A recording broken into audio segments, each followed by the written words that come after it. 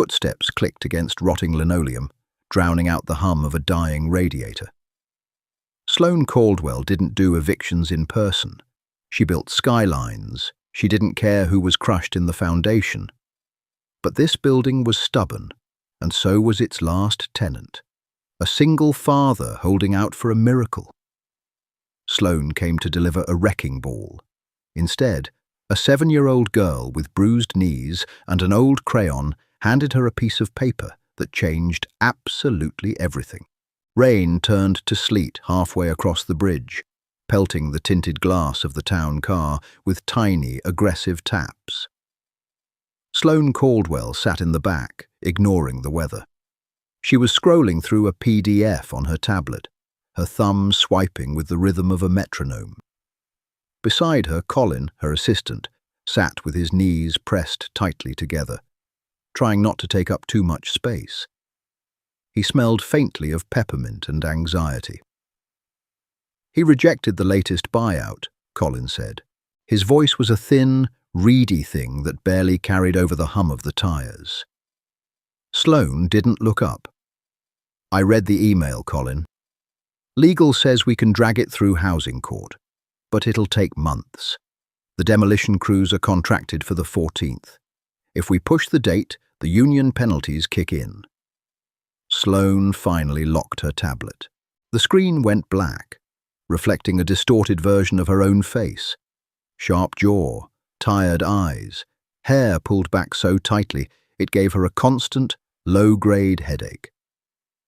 She was 34, vastly wealthy, and perpetually exhausted. "Cancel my 2 o'clock," she said. Colin blinked. "The zoning board prep?" "Cancel it. Tell the driver to take the next exit. We're going to Ash Street." 20 minutes later, the tires of the Mercedes crunched over a frozen puddle, coming to a halt in front of a brick building that looked like it was slowly sinking into the concrete. The neighborhood was an industrial graveyard, shuttered laundromats, chain-link fences choking back dead weeds. Sloane unbuckled her seatbelt, grabbing her wool coat. The cashmere felt heavy. As soon as she pushed the heavy car door open, the wind hit her, tasting of diesel and wet garbage. She stepped onto the curb. Slush instantly seeped into the narrow gap between her leather boots and her slacks. She didn't flinch.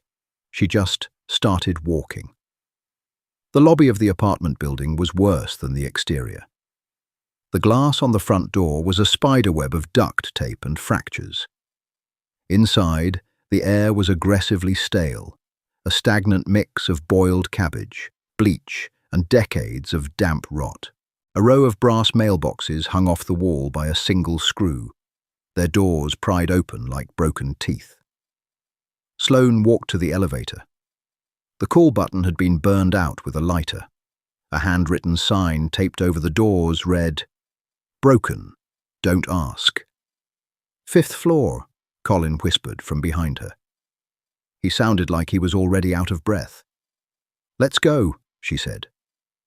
She took the stairs. The concrete steps were worn down in the center, concave from thousands of heavy footsteps. With every floor they climbed, the temperature seemed to drop. The heating pipes ran along the ceiling, but they were silent, wrapped in peeling asbestos tape. Sloane focused on her breathing. In through the nose, out through the mouth.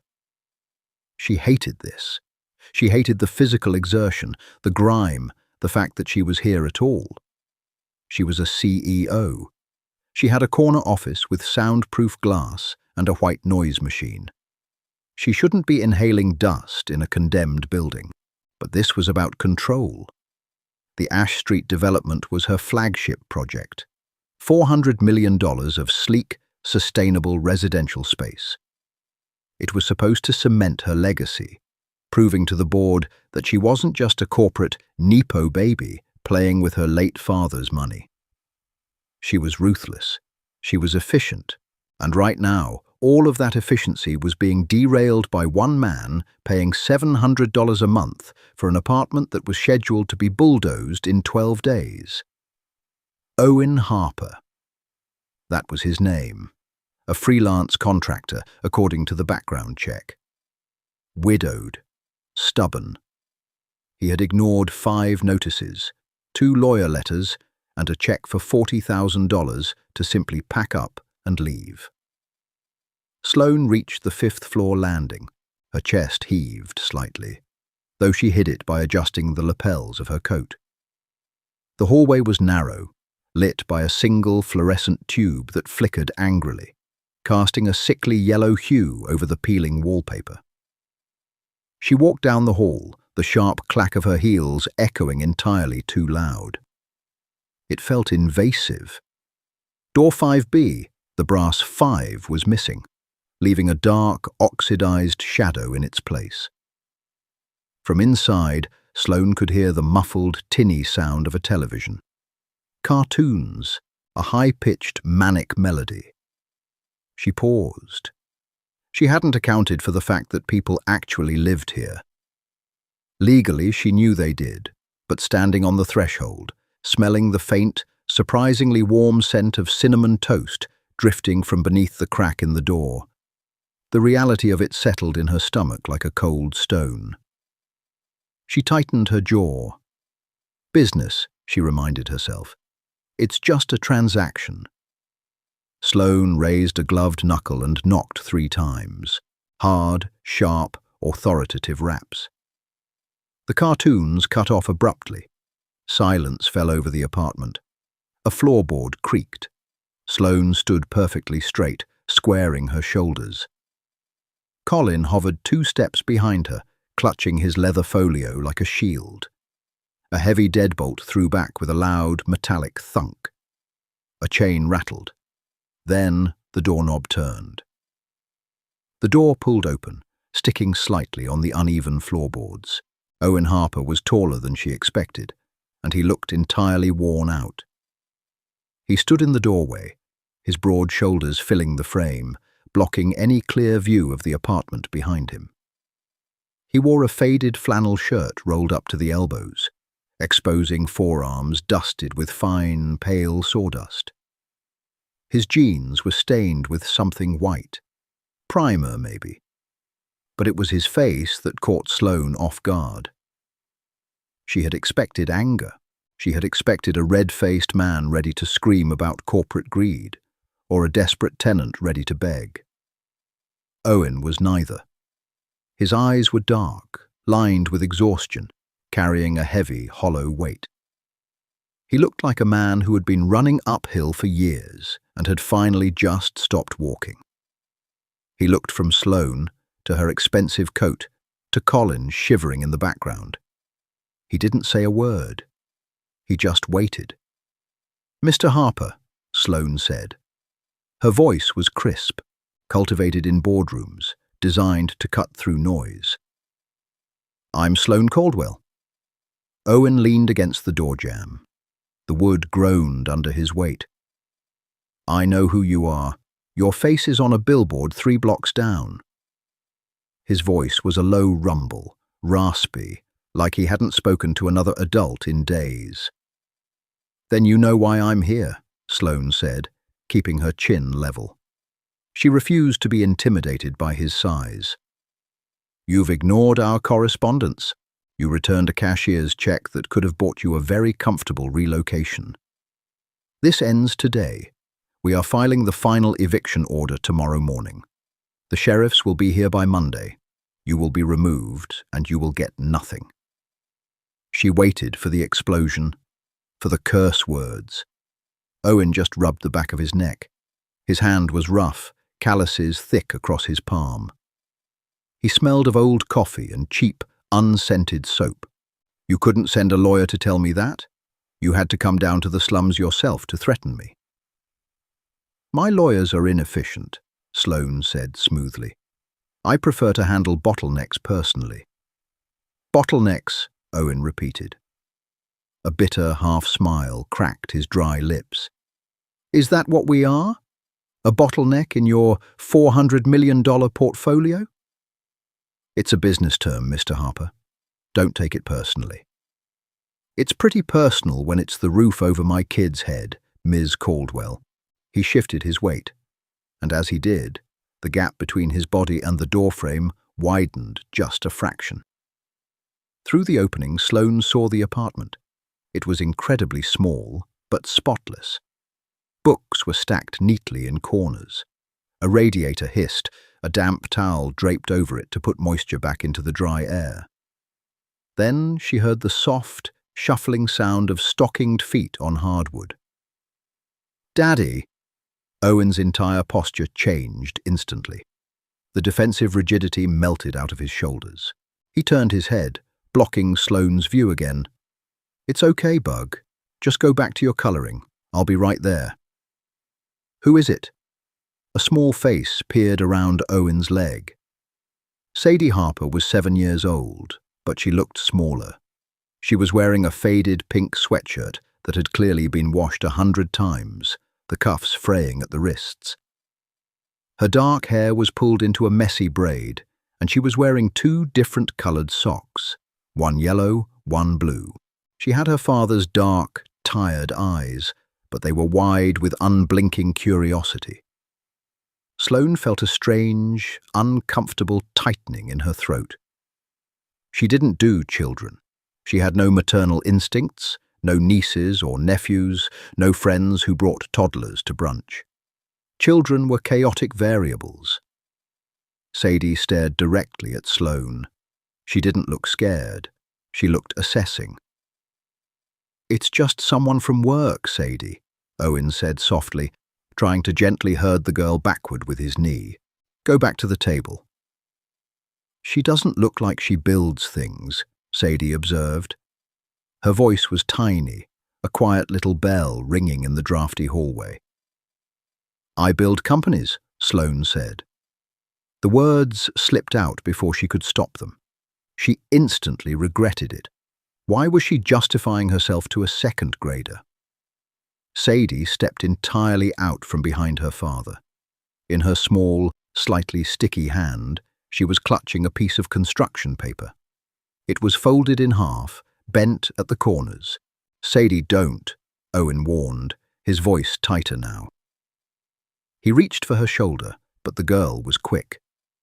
She ducked under his arm and stepped right up to the threshold, her mismatched socks stopping an inch from the toe of Sloane's $1,000 leather boot. Sloane froze. She actually stopped breathing for a second. The child was so close she could smell the strawberry scent of cheap kids' shampoo. Sadie held up the folded construction paper. She pushed it toward Sloane's stomach. "Take it," the little girl demanded. Sloane looked at Owen. He looked away, a muscle ticking in his jaw, his eyes suddenly bright and glassy. He ran a hand over his face, looking deeply ashamed. Slowly, Sloane pulled her leather-gloved hand out of her coat pocket. Her fingers felt stiff as she reached down and took the paper. It was thick, cheap material, rough against her smooth glove. "Thank you," Sloane managed to say, her voice sounding robotic. Sadie didn't smile. She just turned around, walked back to the kitchen table, and climbed onto a chair, her legs dangling far above the floor. Sloane looked down at the paper. She unfolded it. It wasn't a drawing of a house or a smiling family. It was a note, written in heavy, waxy black crayon. The letters were uneven, pressing so hard into the paper that they had nearly torn through the pulp. Sloane read the words. Once, twice. The oppressive, freezing air of the hallway suddenly felt like a vacuum, sucking the oxygen straight out of her lungs. Her fingers trembled just a millimeter, crumpling the edge of the construction paper. Black wax bled through the cheap construction paper, the letters etched with the jagged, desperate force only a child could manage. The message wasn't a plea for mercy. It wasn't a drawing of a sad face or a house with a frowning roof. It was a transaction. "My mom is inside the wall by the fridge. Not her bones, just her pencil marks. It shows how tall she was before she got sick and shrank. If you smash the wall, she disappears for real. I have $8.50 in my pig. You can have it if you leave her alone." Sloane stared at the crude handwriting. A harsh, jagged breath caught against the back of her teeth. The hallway's freezing draft seemed to bypass her coat entirely, sinking directly into her ribs. She tried to swallow, but her throat felt like it was lined with sandpaper. She wasn't a monster. She knew she was ruthless, yes. Uncompromising, definitely. But her entire business model relied on abstraction. Tenants were numbers in a spreadsheet. Eviction timelines were bar charts. You didn't think about the pencil marks on the drywall. You didn't think about dead mothers. "Ms. Caldwell." Owen's voice was a flat, deadened thing. It didn't carry anger anymore. It carried the hollow resignation of a man who was used to losing. Sloane dragged her eyes up from the paper. Owen was staring at the floor, his jaw clamped so tight the muscle fluttered visibly beneath his skin. He didn't want pity. The profound embarrassment radiating off him was almost radioactive. He was a father who couldn't protect his daughter's most sacred, fragile memory, reduced to watching her try to buy it back for $8.50. Sloane started. The syllable hung in the stale air. For the first time in 10 years, she had absolutely no idea what to say. Her corporate vocabulary was useless here. There was no pivot, no synergy, no strategic realignment that could address a 7-year-old's grief. "You gave me your warning," Owen said, gripping the edge of the door. His knuckles were bone white. "You'll file tomorrow. The sheriffs come Monday. I understand." "Mr. Harper, wait." He shut the door. The heavy deadbolt slid into place with a definitive, metallic click. Sloane stood there, staring at the scarred wood. The silence in the hallway was suddenly deafening, broken only by the erratic buzz of the dying fluorescent bulb overhead. In her gloved hand, the construction paper felt impossibly heavy. "Ma'am," Colin whispered from the stairwell. He was clutching his leather folio against his chest, like a bulletproof vest. "Should I call legal and have them draft the final—" "Shut up, Colin," Sloane snapped, her voice cracking slightly. She didn't look at him. She just folded the rough paper, carefully this time, avoiding the heavy wax letters, and slipped it into the deep pocket of her cashmere coat. She turned and walked toward the stairs. Her descent was faster than her climb. Her heels struck the worn concrete with a frantic, uneven rhythm. She wanted out. She wanted away from the smell of cabbage and wet rot, away from the rattling pipes, away from the crushing reality of what she actually did for a living. The town car was idling by the curb, blowing thick white exhaust into the freezing air. Sloane slid into the back seat, slamming the heavy door shut behind her. The interior smelled of expensive leather and filtered air conditioning. It was a sensory vacuum. Safe, sterile. "Back to the office?" the driver asked, eyeing her in the rearview mirror. "Home," Sloane said. She pressed her forehead against the icy tinted glass, watching the decay of Ash Street blur as the car accelerated. Her penthouse was a monument to modern minimalism. 40 floors above the city, it was a cavernous space of floor-to-ceiling glass, polished concrete, and stark white furniture. It was supposed to feel serene.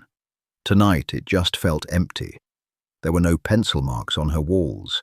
There was no clutter, no history, no warmth. She poured 3 fingers of Macallan into a heavy crystal glass, the amber liquid splashing messily over the ice. She didn't bother taking off her coat. She stood by the window, looking out at the glittering grid of the city skyline. She owned pieces of that grid. She had bought them, raised them, and rebuilt them in her own image. Her hand drifted to her pocket. Her fingers brushed the rough edge of the construction paper. Sloane pulled it out and smoothed it flat against the cold surface of her quartz kitchen island. If you smash the wall, she disappears for real. She took a long, burning swallow of the scotch. Her father had built Caldwell Industries by being entirely detached. "Never look them in the eye, Sloane," he used to tell her, his voice smelling of cigars and peppermint.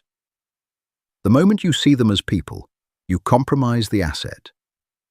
She had spent her entire adult life trying to be exactly like him, but staring at the uneven, waxy letters, Sloane felt a sickening, violent twist in her gut. She wasn't just compromising an asset, she was erasing someone. She pressed the heels of her hands into her eyes until sparks danced in the darkness, trying to block out the image of a little girl in mismatched socks. Fluorescent lights hummed a sterile, low-frequency tune in the executive boardroom. It was 9 a.m., and the air smelled aggressively of dry erase markers and stale ambition. Sloane sat at the head of the massive mahogany table, an untouched espresso turning bitter in its porcelain cup. She was wearing a charcoal blazer tailored so sharply it felt like armor. Around her, 4 members of the legal team and the head of development were reviewing the quarterly projections. "Demolition is scheduled for the 14th, Carter," the lead counsel said. He slid a thick manila folder across the polished wood. "We just need your signature on the final eviction order for the Ash Street property. The sheriffs are on standby for Monday morning." Sloane stared at the folder. It was right in front of her, perfectly aligned with the edge of the table. A silver Mont Blanc pen lay across the tab. All she had to do was uncap it, sign her name in 3 places, and the bottleneck would be cleared. $400 million would flow. She reached for the pen. The metal was cold against her fingers. She thought about the quartz island in her kitchen. She thought about the folded piece of construction paper currently sitting inside the leather briefcase at her feet. "I have $8.50 in my pig." "What happens to them?" Sloane asked. The words slipped out quietly, disrupting the steady rhythm of the meeting. Carter paused, adjusting his wire-rimmed glasses. "Excuse me?" "The tenant, Owen Harper, and his daughter. What happens to them on Monday when the sheriffs lock the doors?" The development head, a man whose ties always cost more than his shoes, let out a short, dismissive laugh. "They become the city's problem, Sloane. We offered them 40 grand. He chose to play chicken with a bulldozer. He loses." Sloane looked at the man, really looked at him.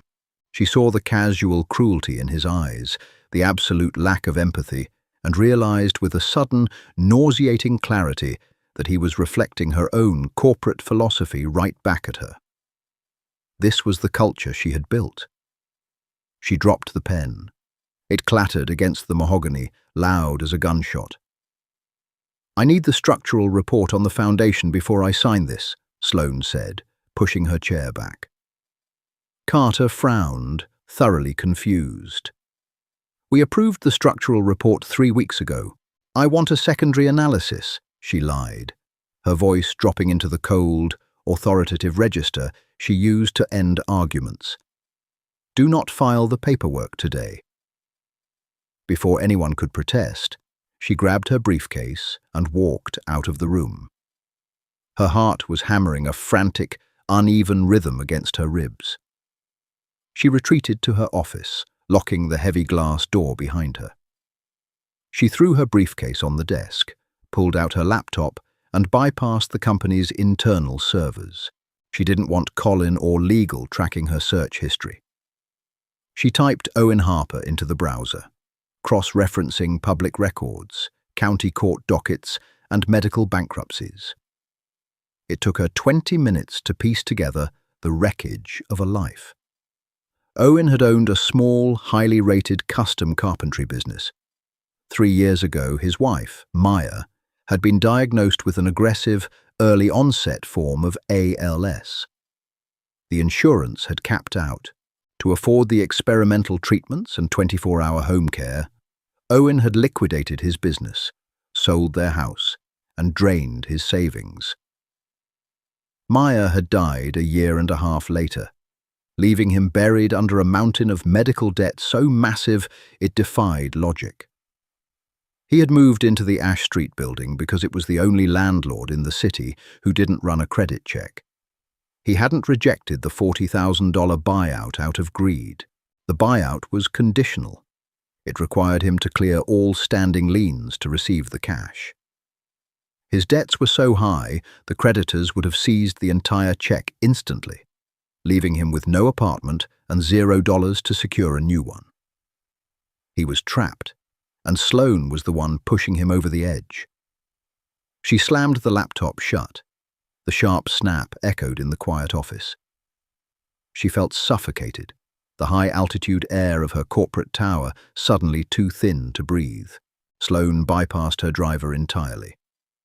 She took the freight elevator down to the loading dock, walked 3 blocks in the biting wind, and hailed a yellow cab.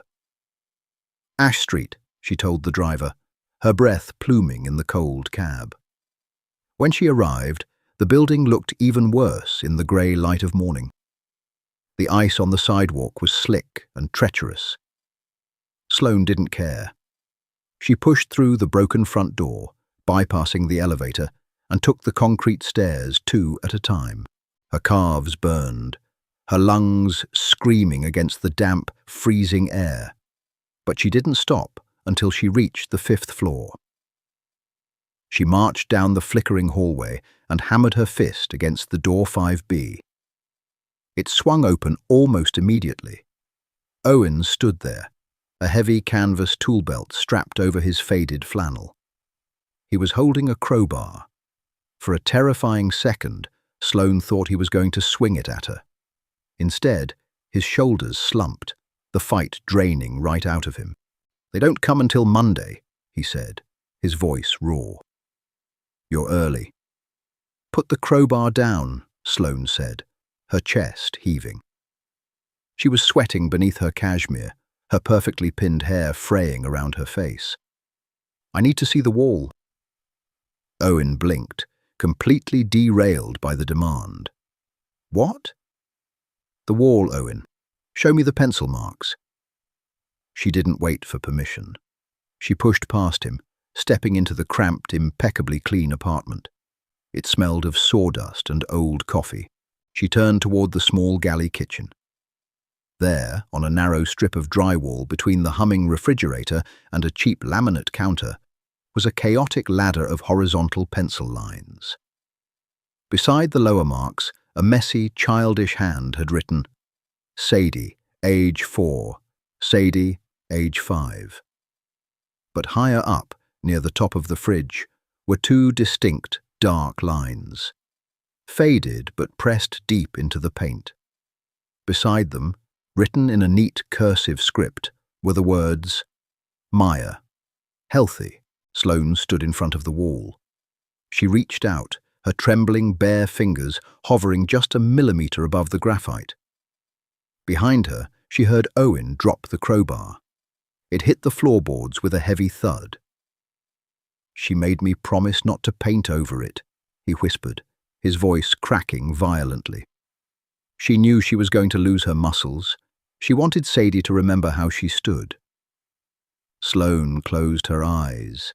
The boardroom, the projections, the $400 million skyline, all of it shattered into irrelevant, meaningless dust. Dust motes drifted through the pale, bruised light filtering in from the single kitchen window. Sloane kept her hand suspended inches from the drywall, terrified that the slipstream of her own breath might smudge the fragile graphite. "Maya, healthy." The words were an anchor, holding a drowning man to the bottom of the ocean. Sloane finally dropped her hand. She turned around. Owen was still standing by the front door, staring at his boots. The fight was completely gone, replaced by a suffocating, radioactive shame. He looked like a man who had been stripped bare in the middle of a crowded room. "I ran a background check on you this morning," Sloane said. Her voice was uncharacteristically quiet, lacking its usual sharp, metallic edge. I pulled the county court dockets. I saw the medical bankruptcies. I know why you couldn't take the $40,000 buyout. Owen's head snapped up. A flash of profound violation crossed his face, hardening his jaw. You had your lawyers dig through my dead wife's medical bills? I did it myself. Why? He demanded, his voice cracking, thick with a sudden defensive anger. To see if I was lying, to find a pressure point. Congratulations, Ms. Caldwell, you found it. The creditors have a blanket lien on my Social Security number. If you hand me a check, it routes directly to a holding account for a hospital billing department in New Jersey. I get nothing. I can't put down a deposit on a new place. I can't even rent a U-Haul. He pressed the heels of his rough hands into his eyes, exhaling a shaky, ragged breath that sounded like tearing canvas. So yes, I'm playing chicken with a bulldozer, because sitting in this condemned box is literally the only option I have left. Sloane swallowed hard. The taste of her morning espresso had turned entirely to ash in the back of her throat. She looked at the cramped apartment. It was immaculate, but it was dying. The ceiling plaster was bubbling from water damage. The floorboards bowed under the weight of rotting joists. The building couldn't be saved. Her structural engineers were right about that much. It was a hazard. But the people inside it were not just collateral damage. Before she could speak, a door down the short hallway creaked open. Sadie padded into the room. She was wearing the same oversized pink sweatshirt, but today her socks matched. She was carrying a heavy, faded yellow ceramic pig. It had a chipped ear and a cork shoved into the belly. Sadie, Owen said, his voice instantly dropping an octave, smoothing out into a desperate, hollow calm. Go back to your room, Bug. Sadie ignored him.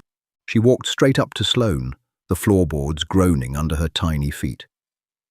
She held out the heavy ceramic pig. It clinked, a sad, metallic rattling of quarters and dimes. It's heavy, Sadie said, staring up at Sloane with wide, unblinking eyes.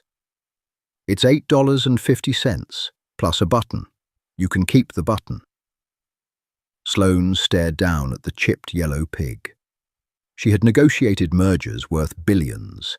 She had sat across from aggressive venture capitalists and dismantled their terms line by line without breaking a sweat. But looking at this little girl, offering her entire net worth to save a piece of drywall, Sloane felt her knees actually tremble. Her father's voice echoed in her head. Never look them in the eye. You compromise the asset. Sloane took a breath. It smelled of sawdust and cheap strawberry shampoo. She slowly lowered herself, ignoring the way the filthy floorboards bit into the knees of her $1,000 slacks. She sank down until she was exactly at eye level with Sadie. I received your letter, Sloane said. She kept her voice steady, professional, treating the child with a grave, unbending respect. It was a very strong proposal. Sadie tilted her head. Are you taking the money? I don't need the money, Sloane said gently. But we do have a problem. This building is broken, Sadie. The pipes are rusting, the wood is sick, and it isn't safe for you and your dad to live here anymore. It has to come down. Sadie's lower lip trembled, just a fraction. She hugged the pig tighter to her chest. But my mom. I know, Sloane said. She reached out, her manicured fingers gently touching the chipped ear of the ceramic pig. I cannot stop the building from coming down, but I am an extremely good problem solver, and I am going to fix this. Do you understand? Sadie stared at her for a long, silent moment. Then, very slowly, she nodded. Sloane stood up. Her joints popped in the freezing air. She turned to Owen. He was watching her with a mixture of profound confusion and guarded terror, as if waiting for the trap to spring. Pack your things, Sloane ordered, her tone suddenly shifting back to the ruthless, efficient CEO. She wasn't asking. She was dictating terms. Only the essentials: clothes, books, tools. Do not pack the dishes. Do not pack the furniture. What are you talking about? Owen asked, his brow furrowing. Pack and go where? I own a corporate apartment in the financial district. It's empty. The keys will be messengered to you by noon. You and Sadie are moving in there today. I can't pay for a corporate apartment, Owen said harshly, stepping forward. I don't want your charity. It's not charity, Mr. Harper. It's a staging ground, Sloane snapped, pulling her phone from her coat pocket. Because you and I are going to go to war with your creditors, and I do not lose. The back of the town car felt different this time. It wasn't a sterile vacuum. It was a mobile command center. Sloane had the privacy partition rolled up, her laptop open on her knees, and her phone pressed tightly to her ear. I don't care what the penalty clause is, Carter, she barked into the receiver, watching the grey blur of the city speed by through the rain-streaked window. You're going to set up a blind LLC in Delaware by 3 o'clock today. Fund it with $500,000 from my discretionary account. Sloane, this is highly irregular. Carter's tinny voice complained through the speaker. He sounded like a man developing a bleeding ulcer in real time. What is the purpose of this LLC? Debt acquisition, Sloane said flatly. She typed furiously, pulling up the name of the New Jersey Hospital System's collection agency. Owen Harper has roughly $280,000 in medical debt holding up our Ash Street buyout. The blind LLC is going to purchase that specific portfolio of debt from the collection agency. There was a stunned silence on the line. You want to buy his debt? Why? Because collection agencies buy bad debt for pennies on the dollar, Carter. Offer them 20 cents on the dollar to take it off their hands. They'll jump at it. Once the LLC owns the debt, the LLC will forgive it in its entirety. It wipes his slate clean. No liens, no garnishments. Sloane, you are using personal company resources to bail out a squatter. The board will do exactly what I tell them to do, because my last quarter posted a 19% growth yield. Sloane cut him off, her voice dropping into a lethal, icy whisper. Do it, Carter, or I will find a general counsel who knows how to type fast. She hung up, tossing the phone onto the leather seat. Her heart was beating with a frantic, aggressive rhythm. It felt entirely different from the cold stress of a boardroom acquisition. This was a hostile takeover of a man's misery. She was weaponizing her wealth, and it felt intoxicating. But the debt was only half the problem. She picked her phone back up and dialed a number she hadn't called in 4 years. It rang 3 times before a gruff voice answered over the sound of a whining buzzsaw. Gallagher Architectural Salvage. Frank, Sloane said. It's Sloane Caldwell. The saw cut off instantly. Well, hell, I thought you only called when you wanted to rip out historical staircases and replace them with frosted glass. I need an extraction, Sloane said, ignoring the jab. I need your best crew at the Ash Street development in 1 hour. Bring diamond blade circular saws, stabilization resin, and a reinforced crating system. What are we pulling? Frank asked, his tone shifting to business. Marble mantelpiece? Cast iron radiator? Drywall, Sloane said. A heavy pause hung on the line. Did you say drywall? Sloane, drywall crumbles if you look at it wrong. I don't care, she said fiercely. You will treat this piece of drywall like it is a 14th century fresco. If it cracks, I will ruin you. Get down there. 2 hours later, Sloane was back in the cramped, freezing apartment on Ash Street. She had taken off her cashmere coat, draping it over a dusty radiator. Her charcoal blazer was speckled with white gypsum dust. 4 men in heavy canvas work gear had crowded into the tiny galley kitchen. The air was thick and cloudy, smelling sharply of pulverized chalk and hot metal. Frank Gallagher, a man with a greying beard and a heavy leather apron, was currently spraying a thick, clear chemical resin over the pencil marks on the wall. "The resin binds the paper backing and seals the graphite," Frank shouted, over the noise of a generator running in the hallway. "But we still have to cut through the studs. We can't just peel the drywall. We have to take the skeleton behind it, or it snaps." Owen stood in the doorway of the kitchen, his arms crossed tightly over his chest. He was pale, his eyes locked onto the wall with a terrified, unblinking intensity. Sadie was tucked securely against his leg, wearing a pair of oversized safety goggles Frank had handed her. "Do it," Sloane ordered, stepping back so she was standing shoulder to shoulder with Owen. Frank nodded. He signaled to a man holding a massive, terrifyingly loud circular saw. The blade whined, a high-pitched scream that vibrated in Sloane's dental work. The man pressed the spinning diamond edge into the wall, 6 inches to the left of the pencil marks. Thick, white dust plumed instantly. The smell of burning wood hit the air as the blade chewed through the 70-year-old pine studs. Owen flinched, his hand instinctively dropping to cover Sadie's ears. Sloane watched him out of the corner of her eye. The muscle in his jaw was ticking frantically. He was terrified they were going to destroy the only piece of his wife he had left. "They won't break it," Sloane said softly, leaning in close so only he could hear her over the screaming saw. "Frank is the best in the state." Owen didn't look at her. "Why are you doing this?" he asked, his voice raw, barely audible over the mechanical roar. "You could have just evicted us. You could have walked away." "I tried," Sloane admitted, the honesty feeling strange and heavy on her tongue. She watched the saw bite into the bottom of the wall, cutting cleanly below Sadie, age 4. "I've walked away from 1,000 buildings, Owen, but your daughter handed me a contract, and I honor my contracts." With a final grinding crunch, the saw chewed through the last stud.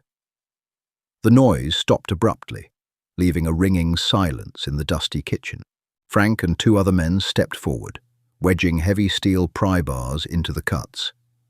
"Easy," Frank muttered, sweat cutting tracks through the white dust on his face. "On 3. 1, 2, 3.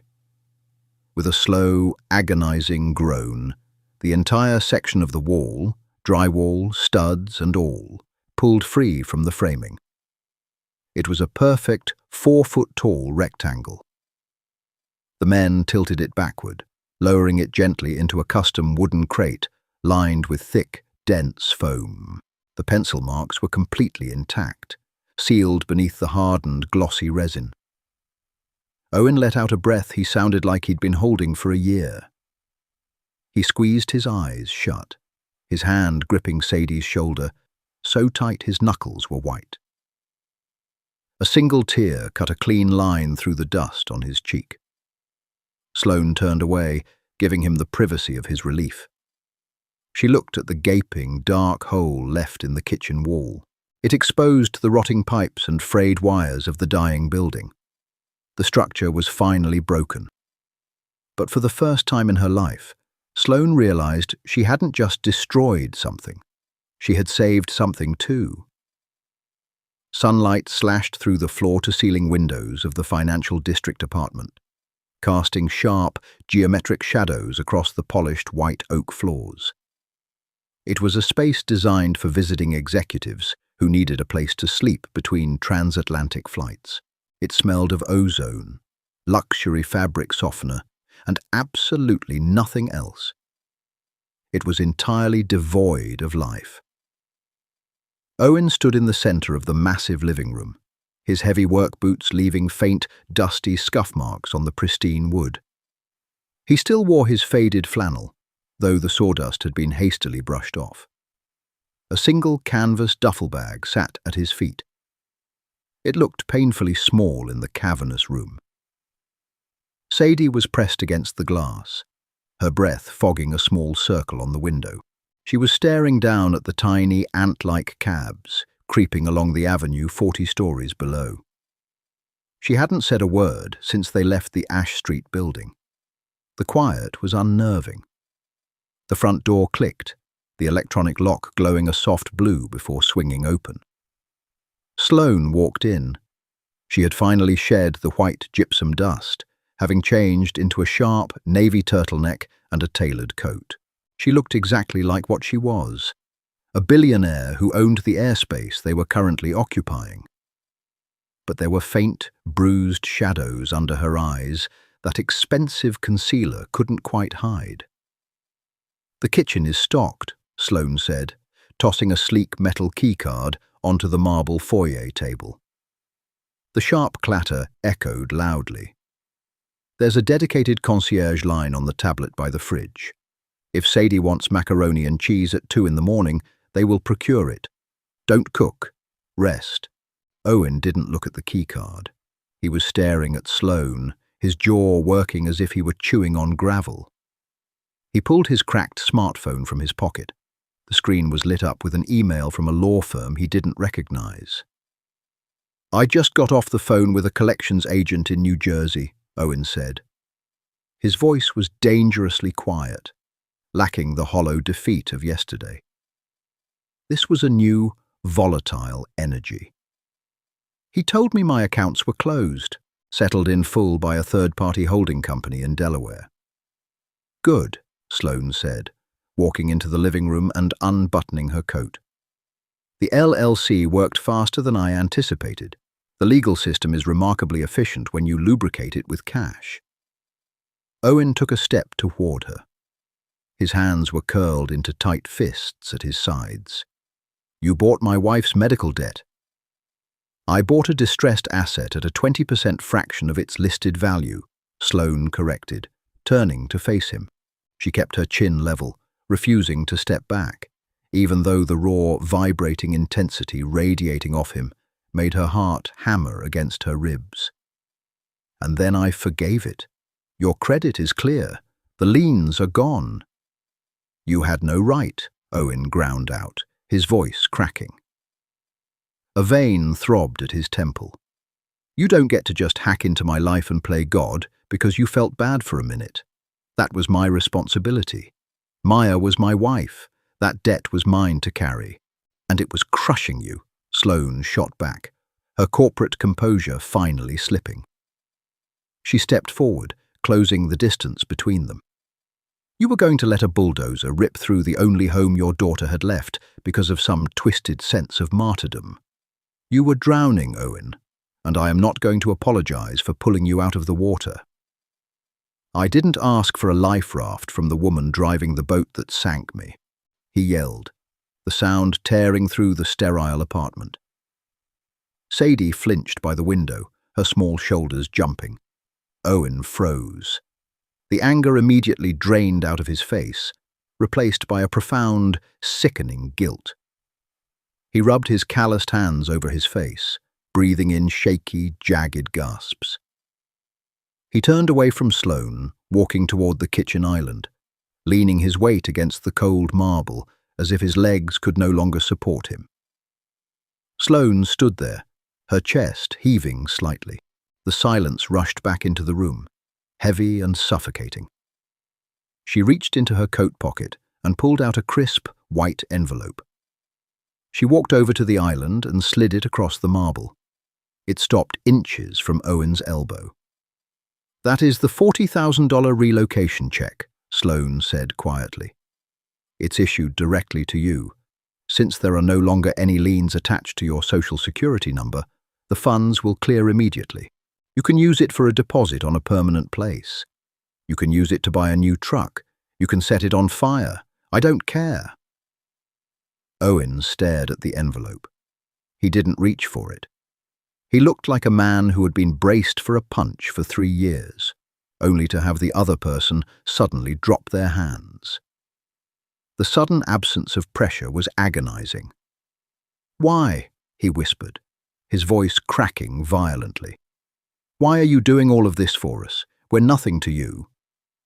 Sloane looked at the envelope. She thought about her father's voice, the cold boardroom, the spreadsheets where people were just numbers. Then she looked at Sadie, who was still pressing her face to the glass, her mismatched socks slipping slightly on the polished wood. "Because," Sloane said, her throat tightening painfully, "your daughter offered me $8.50 to save the only piece of her mother she had left. And it was the first time in my entire career I realized that everything I own is completely worthless." She didn't wait for his response. She turned on her heel, her shoes clicking sharply against the wood, and walked out the door. The electronic lock engaged behind her with a soft, final beep. Heavy rain washed the city grid in a blurred grey watercolour. 3 days had passed since the Ash Street extraction. Sloane had spent 72 hours in a state of suspended animation, fielding furious phone calls from Carter and dodging pointed emails from the board of directors. The demolition had commenced on schedule. The Ash Street building was gone, reduced to a crater of twisted rebar and pulverized brick. She sat in her office, a cold cup of black tea sitting on her desk. The spreadsheet on her monitor showed the projected timeline for the new foundation pouring. She stared at the numbers. They meant absolutely nothing to her. The thrill of the acquisition, the adrenaline of the build, it was completely dead. Her personal cell phone buzzed against the mahogany desk. It was a text from Frank Gallagher. "Delivery confirmed at the Financial District property. Crate is secure." Sloane exhaled a long, shaky breath. She locked her computer, grabbed her coat, and walked out of the executive suite without telling Colin where she was going. When she swiped the keycard at the corporate apartment 30 minutes later, the smell hit her first. It was no longer a sterile vacuum of ozone and fabric softener.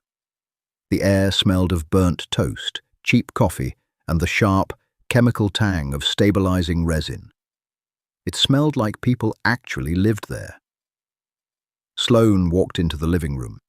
In the center of the massive, minimalist space sat a heavy wooden crate, the front panel removed to reveal the 4-foot section of Ash Street drywall. The pine studs were thick and splintered at the edges where the saw had chewed through them. But the face of the wall was perfect. The clear resin had dried to a smooth, glass-like finish, sealing the faded graphite forever. Sadie was sitting cross-legged on the floor in front of it. She wasn't playing. She was just looking at it. Her tiny fingers traced the air inches above the highest mark. Maya. Healthy. Sloane stopped at the edge of the rug. She didn't want to intrude. She felt like an alien observing a sacred ritual she didn't have the vocabulary to understand.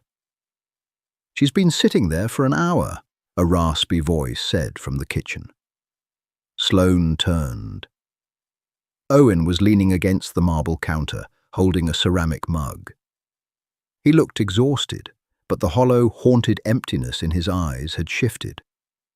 There was a spark of something else there now. Groundedness, reality. He set the mug down and walked into the living room. He stopped a few feet from Sloane, his hands shoved deep into the pockets of his jeans. "Frank's crew brought it up the freight elevator," Owen said, his voice low so it wouldn't carry to the little girl. "They built a custom steel brace for the back so it can stand upright on its own. He said you paid for the fabrication." "It needed to be structurally sound," Sloane replied, automatically, retreating into her corporate cadence. It was a defense mechanism. The sheer vulnerability in the room was terrifying her. Owen let out a soft, breathy chuckle. It wasn't bitter. "You just can't stop building things, can you?" "It's what I do." "Yeah, well." Owen shifted his weight, pulling one hand out of his pocket. He rubbed the back of his neck. "I cashed the check yesterday. Put a deposit down on a 2-bedroom in Queens. It's got a little backyard. Needs some work, but I've still got my tools. We move in next week. Sloane felt a strange, sharp pang in her chest. A sudden, absurd sense of loss. She shoved the feeling down instantly. That's good, Owen. It's a good market in Queens, a smart investment. Sloane. He said her first name. It was the first time he had ever used it, and it hung in the air between them, heavy and warm. Sloane looked up. Owen was looking at her, really looking at her, past the expensive coat and the rigid posture. I was angry the other day. I was stripped bare, and it made me vicious. I'm sorry. You don't need to apologize, she said stiffly. Yes, I do, he insisted quietly. He took a step closer. He smelled of dark roast coffee and soap. You gave my daughter her mother back. You gave me my life back. I don't know how a guy like me ever repays a woman like you, but I need you to know that I see what it cost you. Not the money. I see what it cost you to care. Sloane's throat tightened so violently she couldn't swallow. She broke eye contact, looking down at the scuffed floorboards. Her father's ghost was screaming at her to leave the room, to close the deal and walk away before the asset compromised her. But she didn't want to walk away. It cost me my ignorance, Sloane whispered, the admissions slipping past her lips before she could stop it. I spent my whole life thinking the people inside the buildings weren't real. Now I know they are. I don't know how to do my job anymore. Maybe you just do it differently, Owen said softly. From the center of the room, Sadie stood up. She patted the resin-coated drywall twice, a satisfied, final gesture. Then she turned around and saw Sloane. The little girl didn't hesitate. She padded across the thick wool runner, her mismatched socks completely silent. She stopped in front of Sloane, reached into the pocket of her oversized pink sweatshirt, and pulled out a round yellow plastic button. I told you that you could keep the button, Sadie said seriously, holding it out. Sloane looked at the cheap plastic circle sitting in the child's small palm. Slowly, with hands that were trembling just a fraction, the Billionaire CEO reached out and took her payment. Smooth plastic, slightly scratched at the edges. The yellow button weighed practically nothing, yet it anchored Sloane to the floorboards of the corporate apartment. She closed her fingers around it, slipping it into the pocket of her slacks. It sat there, a tiny, ridged anomaly against the silk lining. 6 months later, the button was still in her pocket, transferred from designer blazer to cashmere coat to tailored trousers. It had become a tactile habit, something her thumb traced during particularly brutal budget meetings, like the one she was in right now. It's a 5% margin loss, Sloane, Carter argued, his voice tight. He slapped a glossy prospectus onto the massive mahogany table. You mandated 20 subsidized units in the Ash Street Tower. That wasn't in the original zoning approval. The board is bleeding patience. They're whispering about a vote of no confidence. Sloane looked out the soundproof glass of the conference room. It was raining again, the drops tracing erratic, shivering paths down the reinforced pane. The skyline was a jagged grey silhouette. She didn't feel the familiar, icy rush of defensive adrenaline. She just felt tired, but it was a clean, grounded sort of exhaustion. Let them vote, Sloane said softly, not turning around. Carter sputtered. Sloane, you're the CEO. You can't just brush off a mutiny. Your father would have— My father is dead, Carter, she interrupted, turning to face him. Her voice lacked its old metallic bite. It was simply a heavy, immovable fact, and he built a glass empire that shattered the second someone bumped into it. I'm building a foundation that won't crack. The subsidized units stay. If the board wants my chair, they can try to take it. But I won't strip the humanity out of this project to pad a quarterly dividend. She left the room in silence. The heavy door clicked shut, cutting off Carter's gaping stare. Sloane didn't take the town car that afternoon. She bypassed the underground garage entirely and walked 3 blocks to the subway. The station smelled of ozone, damp wool, and roasted peanuts. A train screeched to a halt, metal grinding violently against metal, sending a blast of warm, stale air across the platform. She stepped into the crowded car, grabbing a polished steel pole. She was pressed between a teenager wearing overly pungent cologne and a tired woman carrying heavy groceries. It was uncomfortable. It was messy. It was real. 40 minutes later, she climbed the concrete stairs into the fading autumn sunlight of Queens. The air out here felt different. It lacked the sharp, diesel bite of the financial district, smelling instead of damp soil and dying leaves. She walked down a residential street lined with modest, single-family homes. The sidewalks were cracked, pushing up around the thick roots of old oak trees. She stopped in front of a narrow 2-story house. The paint on the siding was peeling in places, a faded seafoam green, but the gutters were clean, and a row of bright yellow chrysanthemums sat in terracotta pots on the porch. Owen was kneeling on the front steps. He wore a heavy canvas jacket over his flannel, holding a cordless drill. The sharp, mechanical whine of the drill, bits sinking into wood, cut through the quiet neighborhood. Sloane stood on the sidewalk, her hands deep in her pockets. Her thumb found the yellow button. She suddenly felt ridiculous. A billionaire standing on a cracked sidewalk with absolutely no agenda, no contract, and no leverage. The urge to turn around and retreat to her penthouse was suffocating. But Owen looked up. He stopped the drill, wiping a streak of grease from his forehead with the back of his hand. He didn't look shocked, nor did he look defensive. He just looked at her, his dark eyes crinkling slightly at the corners. "The foundation looks solid," Sloane said, her voice carrying over the small patch of frost-bitten grass. "It's getting there," Owen replied, standing up and brushing sawdust from his jeans.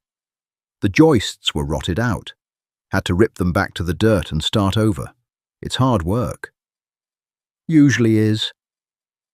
He walked down the short concrete path, stopping a few feet from her. The haunted, hollow weight that had anchored him to the floorboards of the Ash Street building was gone. He looked older, perhaps, the grey in his beard a little more pronounced, but his shoulders were relaxed. He belonged to himself again. "You came all the way out to Queens just to critique my carpentry?" Owen asked, a faint, teasing rasp in his voice. "I had a meeting in the area," Sloane lied smoothly, though the slight, traitorous flush creeping up her neck gave her away. Owen smiled, a real one this time. It changed the entire geography of his face, making him look surprisingly young. "Sure you did. Come inside. I just put a pot of coffee on. It's cheap, but it's hot." Sloane followed him up the steps. The front door opened into a small, cluttered living room. There were work boots piled on a mat, a stack of mail on a scratched entryway table, and the faint, sweet smell of cinnamon and apples. And there, in the center of the room, acting as a partial partition between the living space and the kitchen, was the wall. Owen had built a heavy, raw cedar frame around the 4-foot section of drywall. It was bolted securely to the floor and the ceiling, integrated seamlessly into the structure of the house. The clear resin caught the afternoon light, illuminating the jagged pencil marks. Maya. Healthy. Sloane stared at it, the tightness in her chest returning. But this time it didn't hurt. It felt expansive. "Sadie!" Owen called out toward the back of the house. "We have company." Footsteps thumped rapidly down a carpeted hallway. Sadie rounded the corner, sliding slightly in her socks. One was green with frogs, the other was striped red. She stopped abruptly when she saw Sloane. "You're the lady who builds things," Sadie said. I am, Sloane agreed, lowering herself into a crouch, not caring that the knees of her trousers brushed the slightly dusty rug. Sadie studied her for a moment, her head tilted. She was holding a half-eaten graham cracker. Without a word, she stepped forward and held it out. It wasn't a transaction.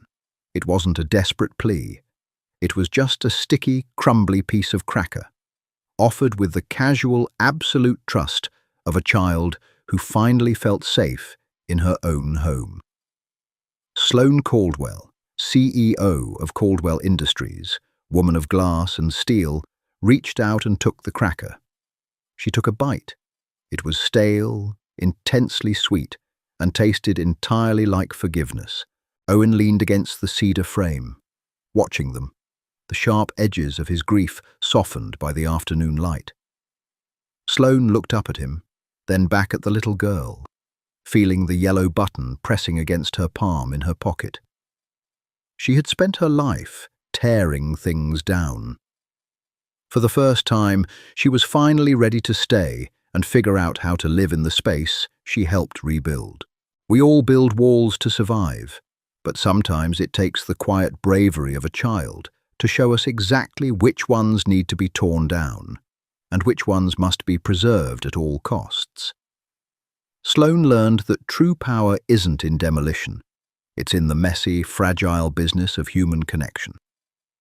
If this story touched your heart, please hit the like button and share it with someone who needs a reminder that no one is beyond redemption.